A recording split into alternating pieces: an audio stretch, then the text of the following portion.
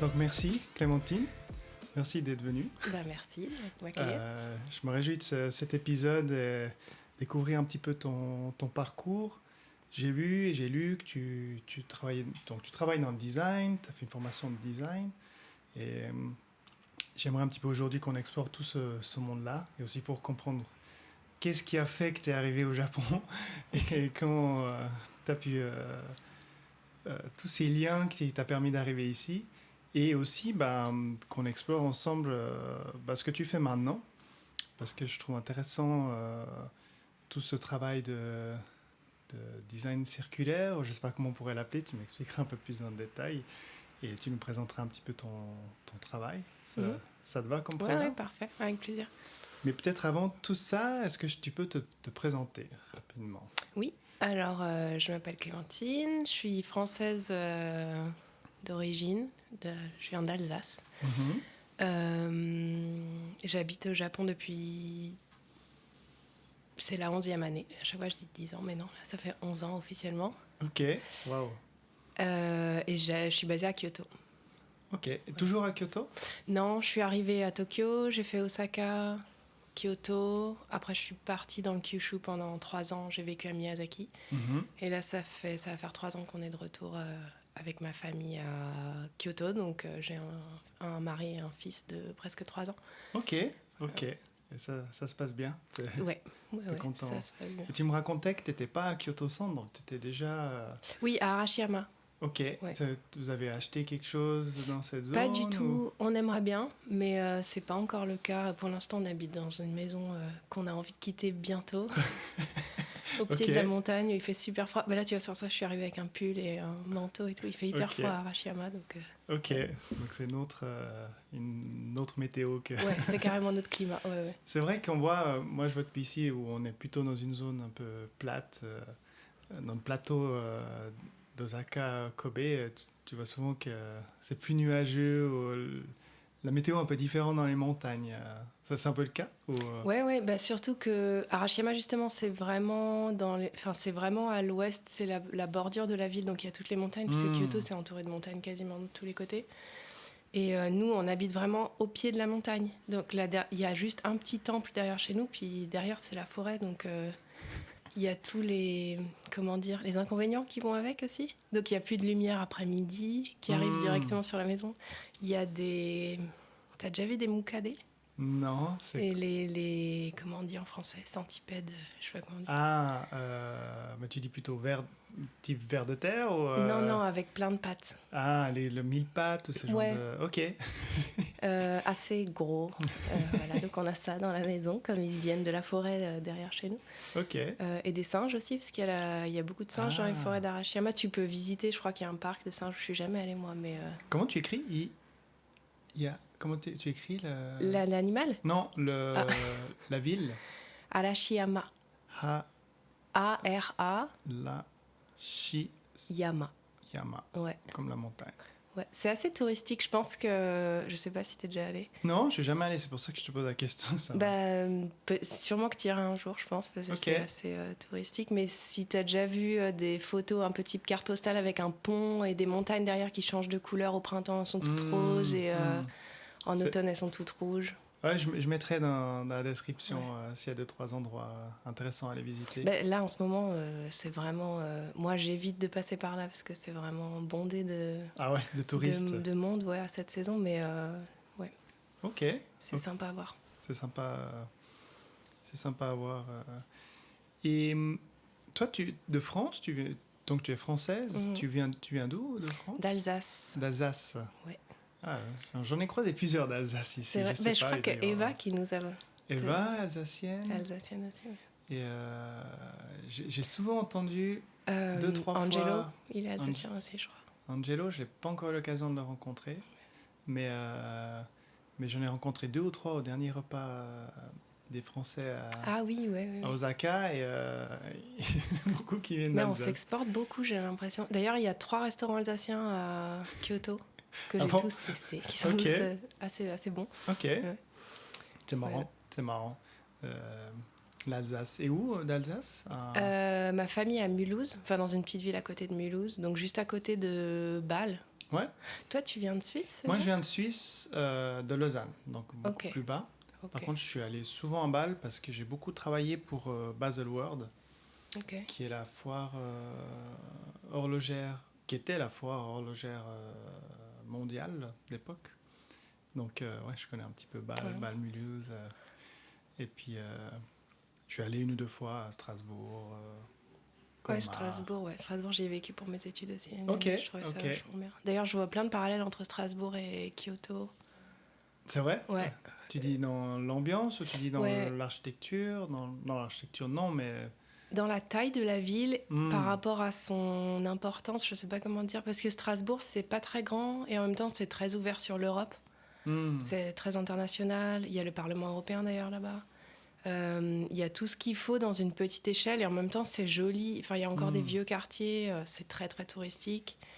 Euh, et quand j'ai aménagé au Japon, je t'ai dit tout à l'heure rapidement, j'étais à Tokyo, Osaka, et quand je suis arrivée à Kyoto, je me suis dit, ah, ça c'est un peu plus européen, je sais pas pourquoi. Il y a la rivière au milieu, les gens ils se posent au bord de la rivière, c'est un truc que tu vois pas trop. Je sais pas si à Kobe vous avez des endroits comme ça, mais Tokyo, Osaka, j'avais pas ça. Alors, Le- À Kobe, bon, je connais pas très bien. Moi, ça fait 1 année et demie que je suis là, un peu plus. Même si j'ai voyagé ici plusieurs fois.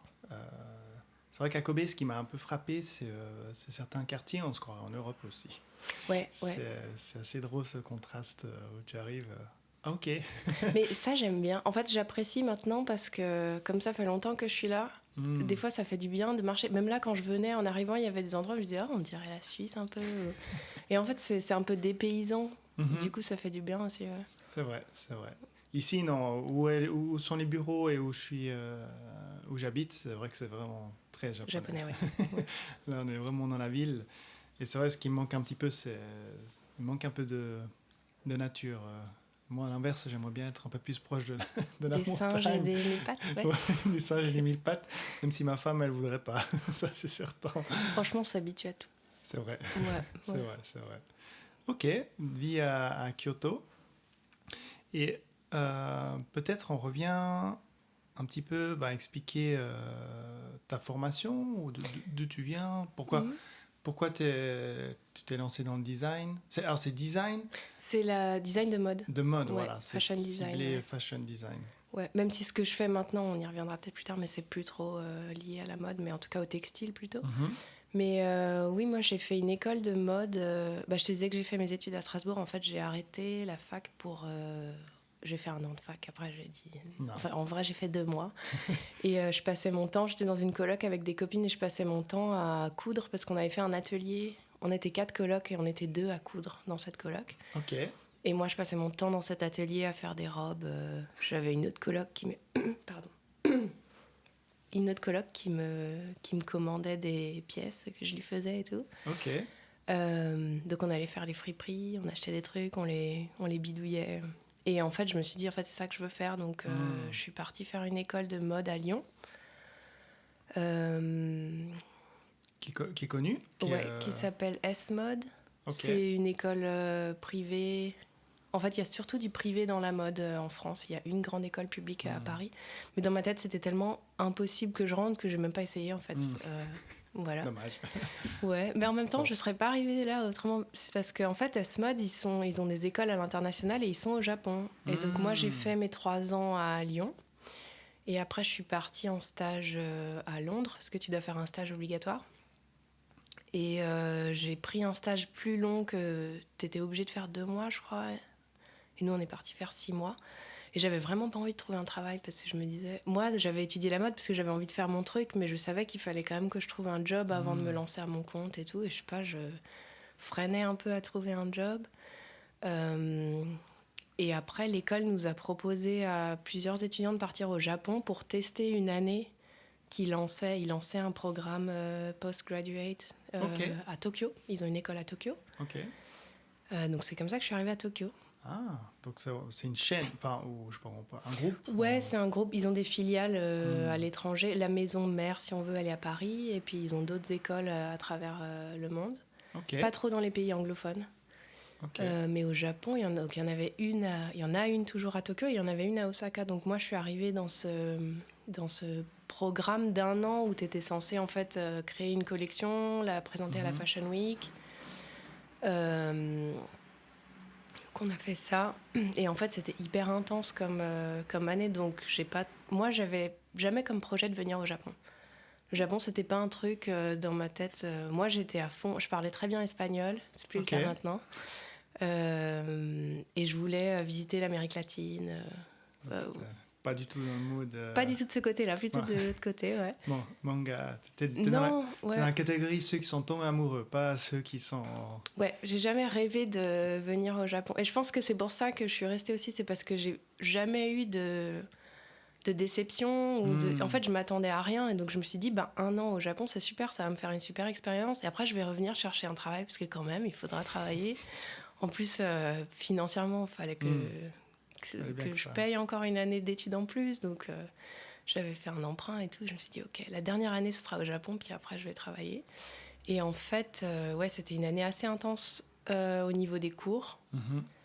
Et il y a juste vers les derniers mois à Tokyo où je me suis rendu compte que j'avais pas du tout profité. Enfin, genre, je sortais et tout le week-end, mais... cours. Surtout vers la fin, ouais. Et, mais moi, je suis assez... pas scolaire, mais sérieux. À l'époque, s'il fallait que je passe des nuits blanches pour finir des trucs, ça me dérangeait pas, et voilà. Et du coup, je disais ça à mon directeur, il me disait, mais tu sais, on cherche des profs, parce que j'étais déjà diplômée, en fait. On cherche des profs qui parlent français, parce que comme c'est une école française, il y a des étudiants japonais qui apprennent le design et qui apprennent le français, et après, ils partent faire leur 3e année à Paris. Donc, ils voulaient des profs français dans leur école à Osaka. Et il me dit, est-ce que tu aurais envie de passer un entretien avec le président pour avoir ton job à mi-temps à Osaka, et puis comme ça, tu peux rester un peu au Japon, tu peux lancer ta marque. Moi, je voulais aussi lancer ma marque. Et puis, tu auras quand même ce job à mi-temps. Et donc, c'était assez fou, parce que j'aurais jamais imaginé être prof non plus. Et puis tôt, t'avais quel âge ? Je suis arrivée à 24 ans, donc j'avais 25 ans. 25 ans, c'est déjà tôt. Je pense que surtout pour moi, venant de France, en France, les profs, c'est plutôt des gens un peu plus âgés qui ont déjà eu un parcours avant. Pas qu'en France, en Suisse aussi, c'est comme ça. Ouais, c'est après, ça la vision. Ouais. Mais il y a des métiers qui sont tellement spécifiques qu'ils n'en trouvent pas. Donc, j'imagine que c'est un peu le cas, tu vois, française qui a fait des études et travaillé dans le design, ou dans le design, dans le fashion. Ouais, et puis qui serait prête à vivre à Osaka. Mais oui, je pense que tu as raison, c'était ça. Puis en plus, il y avait le fait que, comme je disais, moi j'étais assez scolaire, donc en fait l'école elle t'apprend une méthode, et je pense qu'ils ont bien capté que moi j'étais capable de recracher la méthode pour l'enseigner aussi, que j'avais un bon contact avec les gens, etc. Et en fait, on est au Japon. Donc même si t'es jeune, même si t'es une jeune femme et que t'as des étudiants qui sont peut-être plus âgés que toi, en fait, il n'y a pas vraiment de problème aussi au niveau de l'autorité. Enfin, moi, j'en ai pas ressenti. Juste peut-être avec quelques étudiants, mais vite fait. Et je pense qu'en France, ça aurait été un problème, parce que moi, je me serais pas forcément sentie légitime. Et je sais pas comment j'aurais gagné le respect de mes étudiants, alors que là, à partir du moment où le premier jour où je suis rentrée dans la classe, j'avais déjà leur respect, en fait. T'avais déjà... Et leur intérêt, et ouais. Et bon, après, les écoles de professionnelles, parce que c'est une école professionnelle, c'est plutôt de l'accompagnement que Non, moi, j'ai aussi un parcours comme ça, parce que j'ai aussi fait un petit peu d'enseignement. Et aussi à ces âges-là, autour de 25-26 ans. En Suisse, du coup ? En Suisse, parce que j'ai fait des études d'éclairagiste. Et puis j'ai fait des études supérieures, donc un peu d'un postgrade, en ingénierie électrique. Donc rien à voir avec l'architecture que je fais maintenant, mais et ils cherchaient pareil des profs, et il fallait proposer des modules. J'ai dit bon, on y va. Mais comme tu dis, tu as un peu le syndrome d'imposteur, où tu te sens pas forcément à l'aise à le faire. Ok, donc c'est ça, c'est de là que tu es arrivé à faire de l'enseignement. Ouais. Mais d'ailleurs, c'était une condition que je lance mon projet. La condition du président, qui avait déjà été discutée avant quand j'ai mon entretien avec lui, c'était que je reste au Japon pour lancer mon projet, parce que ça me nourrit d'une expérience que je peux transmettre à mes étudiants aussi. Ok. Donc ils avaient quand même ça en tête, mais ouais. Ok. Et petit à petit, en fait, mon projet a pris le pas sur l'enseignement, parce que l'enseignement, j'aimais beaucoup, mais j'aimais pas trop le côté bosser dans une boîte, parce qu'il y avait quand même ça, en fait. Ok. Et même si j'étais à mi-temps, pour des raisons de visa, c'était quand même un gros mi-temps. Donc j'avais quand même à participer à pas mal de réunions avec l'équipe de l'école, etc. Et ça, c'était pas vraiment ce qui me plaisait, en fait. Le corporate Japonais. japonais en plus. Ah Ouais, oui, bah c'était pour même le coup, pas... c'était vraiment japonais. Et en fait, le président du groupe international, il est japonais aussi. Donc, ok. ouais, Ok. même si l'école principale, elle est en France. Donc,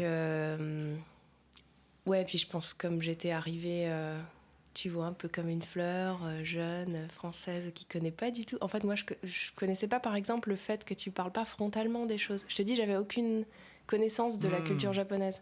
Et je me disais, mais les gens sont hyper gentils, mais cette dame, elle est hyper gentille. Et, ben, en fait, elle est gentille, mais elle est pas forcément d'accord avec moi et elle va pas me le dire. De quand on discutait de trucs en réunion, je pense qu'ils avaient d'autres réunions après où ils prenaient des décisions complètement contraires à tout ce qu'on avait discuté. Et comme le reste de l'équipe était quand même un peu plus âgé, moi, il m'avait dit, faudrait quand même, tu peux proposer des idées et tout, c'est bien, on veut essayer des trucs nouveaux, parce qu'il y a un problème de population au Japon, il y a de moins en moins d'étudiants, donc toutes les écoles, toutes les universités ont un peu ce problème de comment recruter. Et bon, dans mon cas, il y avait une partie de l'équipe qui était peut-être pas en phase avec l'époque dans laquelle on vit et qui comprenait pas forcément qu'il fallait faire des nouvelles choses et tout. Bref, et du coup, ça m'avait choquée parce que pour moi, c'était de l'hypocrisie. À l'époque, j'interprétais ça comme de l'hypocrisie et ça me blessait vraiment. Je me disais, mais ça me faisait vraiment du mal, quoi. Je rentrais chez moi, ça me travaillait, ça me tracassait et tout. Maintenant, je comprends comment ça marche. En fait, je dis pas que je suis plus à l'aise avec, mais je sais que si quelqu'un te sourit en te disant un truc gentil, ça veut pas forcément dire... voilà, c'est juste que c'est pour éviter le conflit. Et en fait, c'est peut-être un cliché, mais je pense qu'à Kyoto, c'est encore plus accentué parce que oui, on a bossé 1 an à Osaka, puis après on a bougé l'école à Kyoto. Donc c'est comme ça que je suis arrivée à Kyoto. Ok. Et c'est vrai, c'est toujours... je sais plus qui c'est, c'était Mathias qui me racontait ça.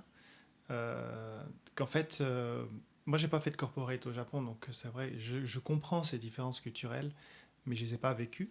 Et il me disait que normalement, nous qui sommes plus frontales, il disait qu'au Japon, normalement, tout se discute en arrière-plan. Et en fait, la séance, c'est une décision. C'est plus, tu vois, c'est plus une séance où tu ouvres d'autres chapitres. Pour nous, c'est bizarre, parce que comme tu dis, pour nous... la séance, elle sert à décider, mais elle sert aussi à proposer, tu vois. Bah, surtout que, je sais pas, chacun a une vie et a pas 3 heures à passer. Tu vois, c'est aussi une question d'efficacité, je trouve. Ouais. Pour moi, ça, c'est aussi un autre truc. Je te disais tout à l'heure que j'avais pas d'attente sur la société japonaise, mais il y a des choses vraiment inefficaces que j'ai vécues au travail ou même dans d'autres situations où je me dis, waouh, tu vois, on vend un peu le Japon comme, maintenant moins, mais comme un peu progrès technique, technologique et tout ça. En fait, il y a des fois des pertes de temps pour éviter justement qu'il y ait des trucs des discussions trop frontales. Y a un rapport au temps, en fait. Genre, quand tu finis de travailler, toi, t'as envie de rentrer chez toi, voir tes amis, voir ta famille, ou même prendre du temps pour toi, quoi. Le temps pour soi, c'est aussi un concept qui est vraiment différent ici. C'est vrai. Donc, si tout le monde reste jusqu'à tard pour discuter des trucs, ça dérange pas, en fait. C'est normal. Ouais. Ouais, c'est toujours un concept qui est pareil, que j'ai la peine à comprendre. Pour nous qui venons d'une culture différente, c'est vrai que...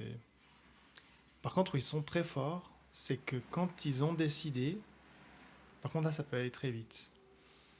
Mais j'arrive pas à faire le lien, ou j'ai pas suffisamment d'expérience entre le lien, comment ils sont arrivés à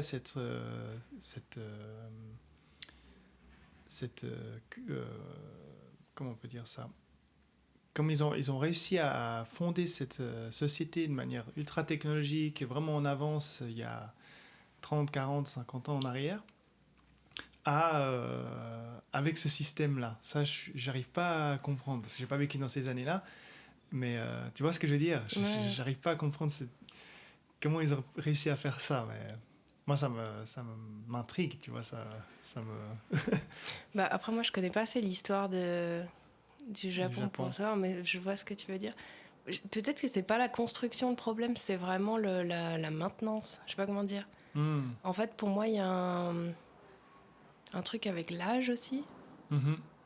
Peut-être. Le fait que les personnes qui ont des responsabilités sont souvent assez âgées. Mhm.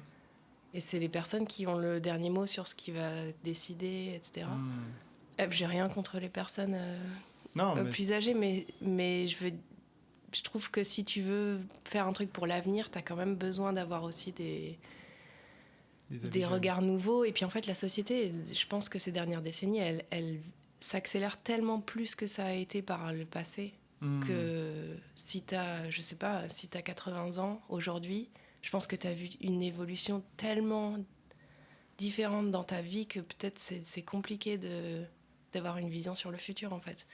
Parce que je pense que l'évolution que tu as vécue dans ta propre vie, elle dépasse même ce que tu aurais pu imaginer. Je sais pas comment dire. Ouais, je vois ce que tu veux dire. Je sais pas. Là, on tourne plus dans du philosophique. Recentrons le sujet. Ouais. Mais et du coup, pour comprendre, pour ceux que ça pourrait intéresser, cette typologie d'école,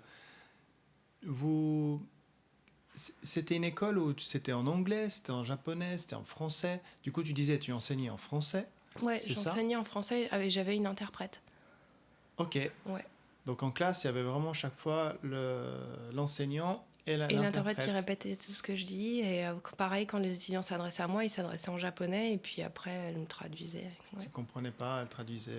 Ouais. Et Moi, je comprenais zéro, en fait. Parce que quand je suis arrivée dans ce programme d'échange, on nous a annoncé ça. Il nous a dit, vous inquiétez pas, vous aurez des interprètes. Vous parlez pas japonais, mais c'est pas grave. Je me suis dit, bon, ok, donc je vais pas... De toute façon, je vais pas apprendre japonais en 2 mois, donc aucun intérêt, quoi. Et après, pareil, quand ils m'ont proposé le job, eux, ils voulaient vraiment quelqu'un qui parle français, donc c'était pas un problème pour eux que je parle pas japonais. Mhm. Et les étudiants, en fait, il fallait qu'ils entendent du français dans la journée, c'était ça le but. C'était ça l'objectif, Ouais. pour les préparer un peu, bah voilà. À leur année à Paris, ouais. Et le Fashion Week. Ah, c'est parce qu'ils partent. Ils partent 1 an après pour faire leur 3e année à Paris, en Ah. échange. Et quand ils arrivent à Paris, ils ont encore des cours de langue un peu, mais ils sont censés déjà parler. Donc on avait un prof de français aussi à l'école qui leur apprenait le français. Ok. Ouais. Et donc du coup, bah toi, quand tu es arrivée, toi en tant qu'étudiante à Tokyo, bah les cours tu les avais en français ou tu les avais déjà En japonais. en japonais. Et Ouais. là, personne ne te traduisait?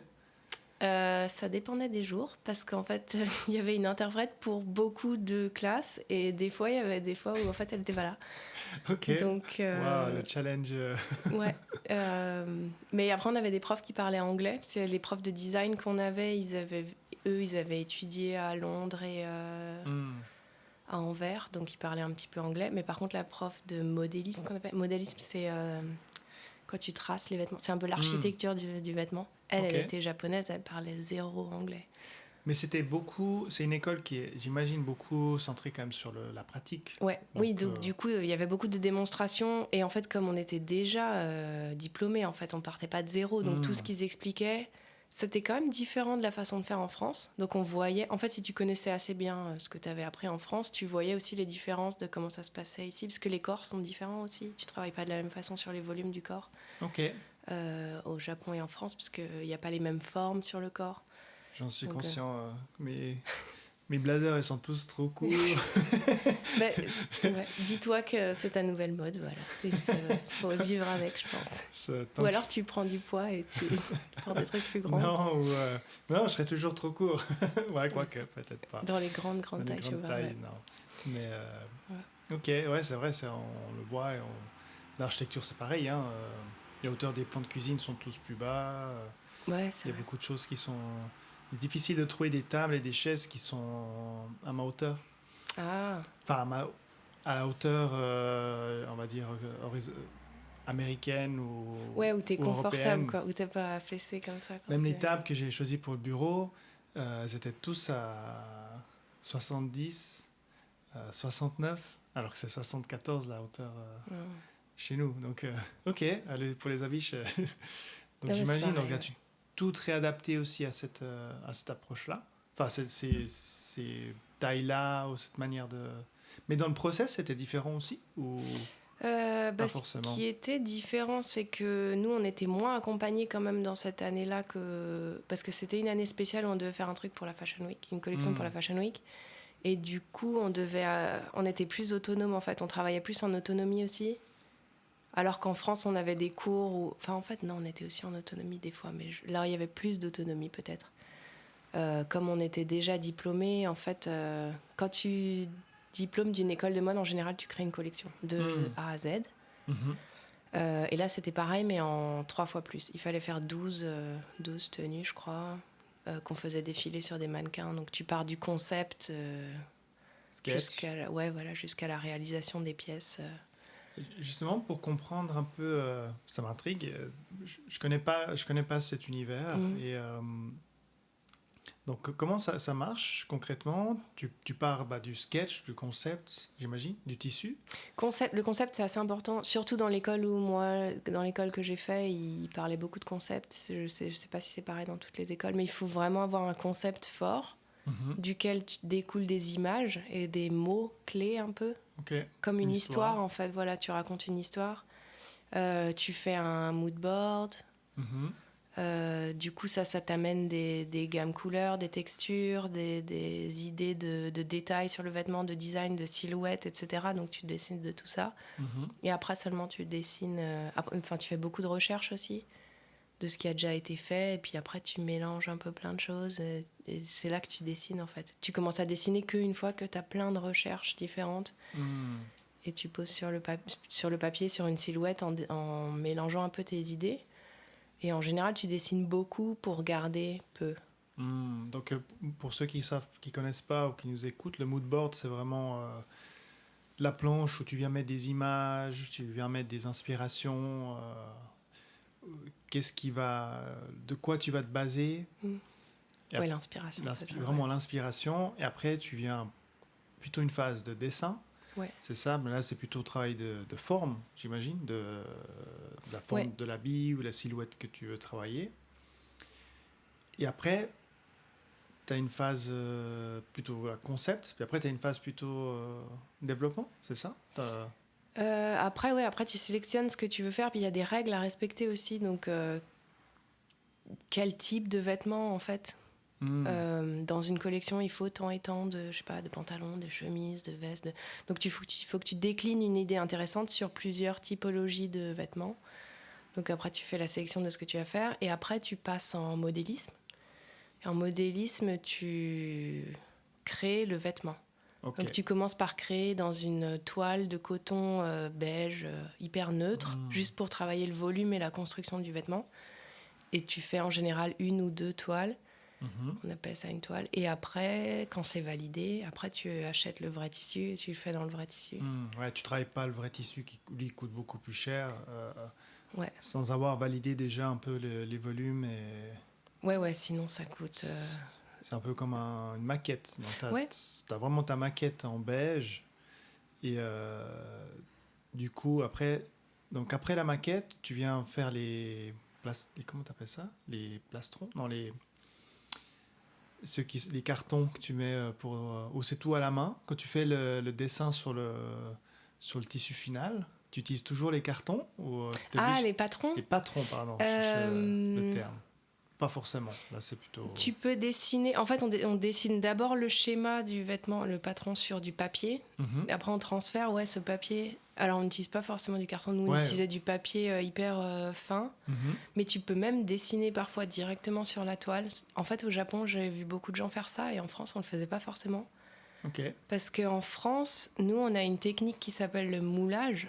Où, en fait, tu vas travailler sur un mannequin un mannequin en bois. Où, si tu veux un volume, tu vas prendre la toile et tu vas le poser dessus. Tu vas créer ton volume en 3D. Et au Japon, ils ont vraiment une préférence de partir de 2D, même pour les volumes compliqués. Alors que nous, en France, les volumes simples, on les ferait à plat. Genre une chemise, tu sais comment tracer une chemise, après tu la couds et puis voilà. Par contre, si tu as un détail, je sais pas, un espèce de gros volume, tu vas faire la base à plat, puis après tu vas le mettre sur le mannequin et tu vas travailler ton volume 3D en 3D. Et au Japon, ils font beaucoup plus à plat. Ils font beaucoup plus en 2D qu'en 3D. Et après, quand ils te mettent la toile sur le mannequin, c'est genre magique. Le volume, il apparaît. Ok. Ça m'avait vraiment surpris. La relation par rapport au volume, ouais. Et du coup, faut beaucoup d'expérience, j'imagine, pour tracer que cette courbe-là, tu vois que ça va être beaucoup plus cintré, cette courbe-là sera beaucoup plus de volume. Ouais, puis comment le tissu va tomber, parce qu'après tu fais ton truc dans la toile, mais en vrai tu vas utiliser un autre tissu, donc avec le En poids du plus. tissu et puis la façon que le tissu a de bouger, parce que chaque matière est différente selon comment elle a été tissée. Mais on a des cours de textile aussi où on apprend ce genre de choses. Ok. En fait, c'est assez, je sais pas comment c'est l'architecture à étudier, mais la mode, c'est beaucoup plus laborieux que ce que moi j'imaginais avant de me lancer dans des études. En fait, il y a tellement de choses, c'est assez vaste. Mhm. Euh, Voilà, c'est l'architecture, très très c'est riche. pareil. Donc j'imagine que c'est, ouais. Pour moi, c'est drôle parce que tu expliques, je fais plein de relations avec l'architecture et, euh, et même en architecture, c'est immense. Déjà, moi, je suis dans l'architecture d'intérieur. Donc, déjà, dans l'architecture, tu as l'architecture d'intérieur, l'architecte, le décorateur. Donc, déjà, tu as déjà quasiment 3 métiers différents. Moi, en plus, j'ai fait des études d'éclairagiste. Donc, je vais encore dans une autre branche de, de tous ces métiers. Mais ce qui rejoint, c'est que dans tous ces métiers-là, le process, il est le même, dans le sens où tu travailles avec des inspi, des moodboards, des maquettes. Nous, on travaille des maquettes 3D, mais tu peux travailler des maquettes physiques. Et les architectes travaillent beaucoup avec les volumes et les maquettes physiques. Et après, tu travailles dans ton développement de ton projet. La différence, c'est que l'architecte, c'est pas lui qui va construire. Ouais. Là, ça va être plutôt le maçon. Ben, dans la réalité non plus, mais à l'école, Et tu apprends à le faire. tu passes par toutes les étapes pour qu'à la fin tu puisses dire j'ai tout fait. En vrai, tu fais rarement tous les métiers dans ta vie, mais le temps de l'école, tu fais tous les métiers. Ok. Ouais. Ça, c'est un truc que moi j'avais adoré parce que du coup, encore aujourd'hui, moi je fais tous les métiers dans mon job. Ah oui, en Et j'ai plus, vraiment ouais. du mal à déléguer, tu vois. Ouais. Bah, tu maîtrises. Et ici, d'ailleurs, au Japon, il y a beaucoup de métiers comme ça où ils maîtrisent cet art de A jusqu'à Z. Bah, surtout dans l'artisanat en fait. Je parle Ouais, d'artisanat, ouais. ouais. Mhm. Où, ce côté master, maître, et qu'on a moins ou qu'on a perdu aussi beaucoup plus en Europe, ce côté artisanal. Donc toi, tu fais vraiment, tu l'expliqueras un peu plus tard, mais dans ton approche et dans ce que tu crées, c'est vraiment de A jusqu'à Z. Ouais. Il n'y a pas de phase intermédiaire. À part dans des projets collaboratifs, Mhm. où des fois je fais des chapeaux, des trucs comme ça, je demande à quelqu'un de me les coudre parce que c'est sa spécialité. Moi, je suis pas spécialisée dans les chapeaux. Parce que pareil, dans le vêtement, tu as aussi des spécificités. Est-ce que tu fais de la femme? Est-ce que tu fais de l'homme? Est-ce que tu fais de l'accessoire? Et moi, j'ai appris le vêtement. Maintenant, je fais des sacs. J'en reparlerai plus tard, mais c'est encore différent. Okay. Et donc, les chapeaux, c'est différent. Si je veux faire un autre truc, c'est différent. Mais du coup, tu fais des collaborations, donc avec des fois... Oui, ça m'arrive, ouais. De travailler... Ouais. Bah après, les accessoires, la chaussure, c'est un autre monde. J'ai eu l'occasion de visiter, avec la Chambre du Commerce, une tannerie. Ici, à Kobe dans le Kansai Himeji. Ok. Himeji, dans la zone industrielle de Himeji. C'est un truc... je ne m'attendais pas à ça. Ah ouais. Enfin, dans le sens... Et toi aussi, comme tu dis, où il y a beaucoup de métiers, c'est que tu vois que même dans le cuir, et j'imagine en tissu c'est pareil, t'es que dans une des phases. Juste pour construire le cuir, le nombre d'étapes qu'il y a, avant même que le cuir il arrive pour être prêt à être travaillé, c'est un truc. Je ne sais pas si tu en as visité une tannerie en France. On était allé faire un voyage de découverte, mais... ils faisaient pas beaucoup. En fait, eux, ils travaillaient les cuirs, mais pas de zéro. Donc, je sais pas si là, il faisait de zéro. Non, ouais, là, il nous a fait visiter celle-ci parce qu'elle est assez exceptionnelle au Japon. C'est une des rares qui fait de A jusqu'à Z.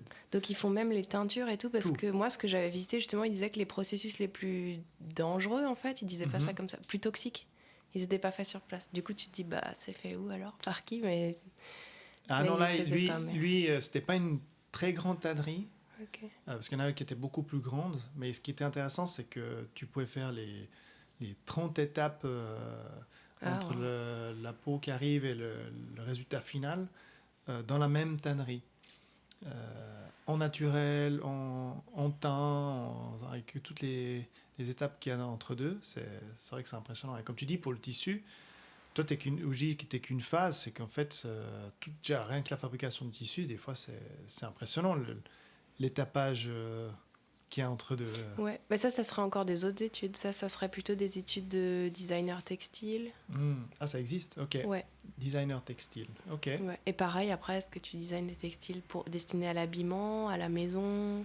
En plus, ouais, Ouais. on utilise beaucoup le C'est... textile pour Bah, ouais, l'ameublement. j'imagine, ouais. Donc ça, c'est carrément un truc que nous, on voit pas du tout en mode, parce que c'est vraiment pour les gens qui étudient le textile. Nous, on étudie le textile juste ce qu'il faut pour nous former à faire des vêtements, en fait, si tu veux. Ok. Mais après, tu peux rentrer à fond dans le textile aussi, ouais. Ouais, bah, c'est ça que moi je trouve passionnant avec nos métiers, c'est que en fait, tu apprends à être un peu généraliste, puis en réalité, si tu le souhaites, tu peux vraiment te spécialiser dans certains domaines, tellement le choix il est vaste. Et du coup, juste pour parler un petit peu de l'école, pour comprendre un peu les débouchés de ce genre d'école, ils, ils te forment un petit peu pour être designer textile, comment tu as dit c'était Designer de mode. designer de mode. Et après, les gens qui sortent de ces écoles certains lancent leur collection, d'autres travaillent dans des entreprises de mode, ou c'est un peu ça les débouchés derrière Par exemple au Japon, pour comprendre un peu aussi Ouais. au Japon, quelles sont un peu les voies qui sortent après ça? Ça dépend. Ouais, et encore, justement, au Japon, ça c'est une grosse différence avec les autres écoles. Au Japon, quand tu inscris tes enfants dans une école comme ça, tu as la garantie qu'on va leur trouver du travail. Donc tu as un bureau, une administration qui t'accompagne dans ta recherche d'emploi. Ok. Parce qu'en fait, au Japon, on cherche du travail quand on est encore étudiant. Hmm. Contrairement à nous, je sais pas, je pense qu'en Suisse, ça doit être un peu comme en France, tu te concentres sur ton diplôme, puis une fois que tu as ton diplôme, tu cherches du travail. Exact. Et ben au Japon, c'est pas tout à fait comme ça. Et à l'université, il y a pas mal de jours de recrutement, en fait, où les compagnies font passer je sais pas si c'est des entretiens ou je sais pas exactement, mais... Et du coup, dans notre école de mode, c'était pareil. Il fallait, pendant la 3e année, qu'ils se concentrent sur leur collection. La collection, c'est tu fais ta collection, ça va valider ton diplôme. Pour moi, c'était ça le seul but de ma vie dans ma 3e année. C'était matin et soir, je pensais qu'à ça. Mais au Japon, il faut en plus qu'ils trouvent un job. Ce qui est pas mal, dans l'approche, elle est quand même intéressante. Ouais, mais du coup...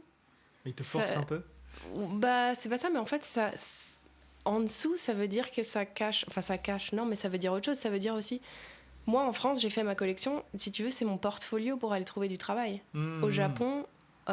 j'allais dire on s'en fout, mais c'est pas vrai, mais c'est un peu vrai quand même. C'est plutôt tu vas chercher du travail et puis ta créativité c'est secondaire en fait, parce qu'on sait que tu vas démarrer en bas et qu'on va tout apprendre, donc voilà. Et il faut que tu aies une bonne technique, il y a forcément des critères sur lesquels tu vas être recruté, mais disons que parce que quand tu crées ta collection en 3e année, enfin moi si je me replonge dans l'année que c'était fou, tu crées ton truc, c'est ton bébé, quoi. Tu penses à ça pendant des mois et tu as envie d'en parler à tout le monde, tu saoules tout le monde avec ça. C'est hyper important, je trouve. C'est un passage vachement important dans ta vie de créatif, d'aborder le processus créatif comme ça pendant si longtemps et en profondeur. Et au Japon, du coup, il n'y a pas forcément ça. Parce que tu as aussi le stress de trouver un travail, tu as des rendez-vous avec les recruteurs, etc. Alors que tu es en train de faire ton projet et il n'est pas encore fini. Je sais pas, moi, du coup, je comprends que ça marche différemment et qu'en fait, c'est beaucoup plus safe. Mais du coup, voilà, ça, c'est vraiment différent. Et après, par rapport au type de job, quand tu sors de S-Mode que moi, j'ai fait, en fait, tu n'as pas ce qu'il faut pour lancer ton truc parce qu'il te manque tout ce qui est marketing. On a des cours de marketing, mais c'est vraiment minime. Ou alors, il faudrait t'associer avec quelqu'un qui a fait la branche marketing.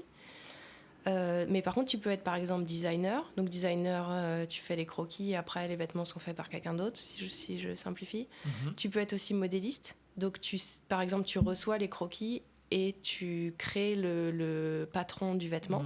Ça, c'est aussi un métier à part entière. Tu peux faire plein d'autres trucs. Il y a des métiers par exemple de design assisté par ordinateur où tu fais des dessins techniques. Ça, c'est aussi un métier. Tu fais des dessins techniques de collection. Et tu passes tes journées sur Illustrator à faire des trucs. Il y a des gens qui aiment bien ça. Voilà, tu peux faire ça. Tu peux faire que des moodboards, tu peux faire que des recherches de tissus. Ça dépend de la taille de l'entreprise où tu vas bosser aussi après. Comme on disait avant, tu te spécialises dans une des branches, Voilà, en une fait, des étapes. c'est ça. Après, tu peux choisir ce qui te plaît le plus et essayer de trouver un job dans la partie qui te plaît le plus, sachant que tu démarres plutôt par du stage, en espérant un peu d'être embauché dans la boîte où tu fais ton stage. Mais l'école t'aide à trouver ce stage Pas vraiment. Pas vraiment. Non, Okay. t'es vraiment autonome. Ouais. Après, t'as des occasions, je sais pas, ça dépend des écoles, ça dépend de tes profs, ça dépend du directeur de l'école, de ses contacts, etc. Tu peux quand même être... disons qu'ils vont t'épauler dans tes recherches, etc. Mais ils vont pas organiser des journées de recrutement comme ils font au Japon, où vraiment t'as des journées, genre nous, on n'avait pas de cours.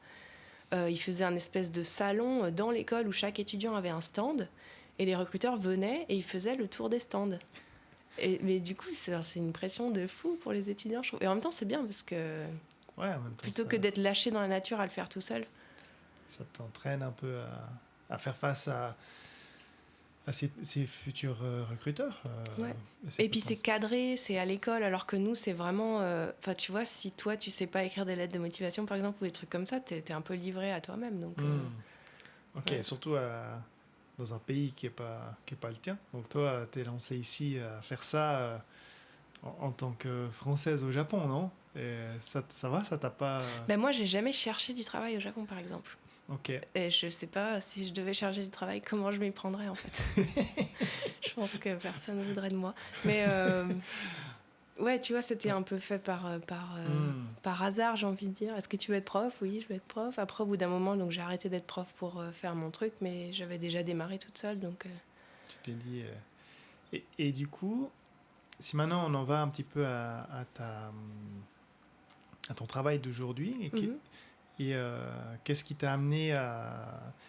Donc, tu as fondé et tu dessines la marque Mikan, c'est ça? Ouais. Et ça, c'est dès le début? Ou c'est ton projet que tu disais que tu avais déjà en tête, que tu avais commencé avec, en tant qu'enseignante à mi-temps? Ou c'est quelque chose que tu as... Il y a eu autre chose entre deux? En fait, ça s'est un peu métamorphosé au fil des années. Parce que quand j'étais enseignante à mi-temps, moi, je faisais encore du vêtement et je voulais créer des collections de vêtements avec des kimonos. Avec des kimonos recyclés. Moi, j'adore le recyclage, en fait. J'ai toujours adoré utiliser des vieux vêtements ou des choses comme ça. Donc, quand j'ai fait mes études, ça fait, je sais pas, 15 ans. Quand j'avais commencé mes études, c'était pas autant en vogue que maintenant, le recyclage ou l'upcycling, comme on dit, voilà. Et quand je suis arrivée au Japon, en fait, pendant cette année d'échange, là, le premier endroit où je suis allée pour chercher des tissus, c'était les marchés aux puces. Parce que moi, j'adorais acheter des trucs abîmés sur les marchés aux puces et les recycler. Et c'est là que j'ai vu des kimonos pour la première fois. Donc, je suis vraiment... Tu parlais de tomber amoureux tout à l'heure. Moi, je suis tombée amoureuse des kimonos. Pas forcément du Japon tout de suite, mais des kimonos. Ouais. Et je me suis dit, mais ça serait fou de faire des vêtements avec ça. Donc, voilà, j'avais commencé par ça. Et en fait... Faire des collections de vêtements, c'est hyper contraignant par rapport aux saisons, au timing aussi. En fait, il faudrait que j'ai une équipe. Enfin, il faudrait pas que je sois toute seule pour faire ça. Et il faudrait que je présente ça à des acheteurs au moins 2 fois par an. Et tu travailles sur des collections en avance. Donc, quand c'est l'été, tu travailles sur l'hiver de l'année d'après. Et il faut s'associer avec des usines aussi. Et ça, c'était un peu compliqué pour moi de le faire au début. Donc, je me suis dit, je vais commencer à faire mes trucs toute seule. En fait, moi, je me suis toujours projetée sur avoir mon petit truc à moi toute seule. Je sais pas pourquoi. Mais comme on m'avait vachement encouragée à faire, tu vois, un peu plus industriel, comme on t'apprend à l'école, je me suis dit, bon, faut que je fasse des choses qui soient prêtes à être envoyées dans des petites usines pour qu'ils puissent faire en petite quantité, etc. Sauf que quand tu fais du recyclage, ça veut dire que tes tissus sont pas tous identiques. Donc ça, c'est très compliqué pour faire du nombre. Parce que du coup, tu peux pas faire 10 fois la même chemise, par exemple. Il faudra quand même changer de fil entre chaque chemise. Il faudra quand même changer la tension du fil parce que le tissu est un tout petit peu différent. Voilà. Donc en fait, je me suis rendu compte que c'est pas vraiment de la production industrielle, même en petite industrie, mais c'est vraiment artisanal, quoi. Et après, pendant ma collection, justement à Tokyo, là, quand j'étais venue en échange, j'avais fait des sacs dans ma collection. alors que c'était pas du tout ma formation. Et ça m'a vraiment éclaté. Et je me suis dit, mais en fait, je vais faire ça. Je vais continuer à faire des accessoires. Parce que les vêtements... Et puis à l'époque, je sais pas, moi, je me disais aussi, quand je m'habille vachement sobre. Je mets toujours du noir. Et j'aime bien avoir un accessoire un peu voyant et tout. Ben, je vais faire ça, je vais faire des accessoires. Du coup, t'as switché l'idée et le concept.